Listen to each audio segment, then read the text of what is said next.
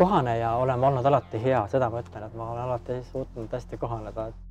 Ja ma loodan, et ma ka sellises keerulises olukorras, kui see peaks kestma pikalt, suudan leida võimaluse, kuidas kunsti vahendada publikuni, ja mitte ainult läbi veebi. No, üks on nagu kindel, et kui on kriisiaeg, siis oli nagu üpris selge, et ega kunsti tõenäoliselt keegi ei osta ja oli ka ju teada, et kultuuriturismile on kriips peale tõmmatud eriolukorraga. Üllatuseks tegelikult on juhtunud hoopis see, et kunstimüük pole ära jäänud. Tänagi tegelikult just käisime poes ja müüsime ära ühe teose. Et kuidagi tartlased ja kaugemaltki tegelikult kuidagi tunnevad nagu vajadust, et Tartu loojat toetada läbi oma ostu.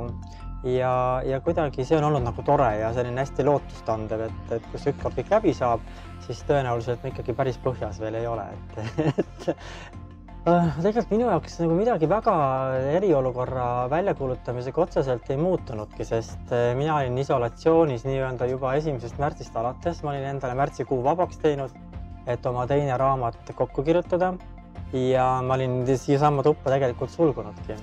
Aga tegelikult siis kuidagi tuli see koroonapaine peale ja ega see kirjutamine väga hästi tegelikult selles märtsi teises pooles ei õnnestunudki. Ja võib-olla see mõjutas ka raamatu lõppu, nii et kes teab, et mingi mõju selle raamatule kindlasti oli.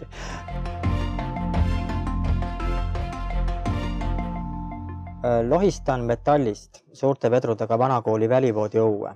Katan selle samuti vanakooli oranžitriibulise vatimadratsiga ja viskan pikali. Õudne unekas on peal. Jube raske nädal oli, kurdan Kailile ministeeriumi tööga kaasnevat kurnatust. Ma püüan natuke magada.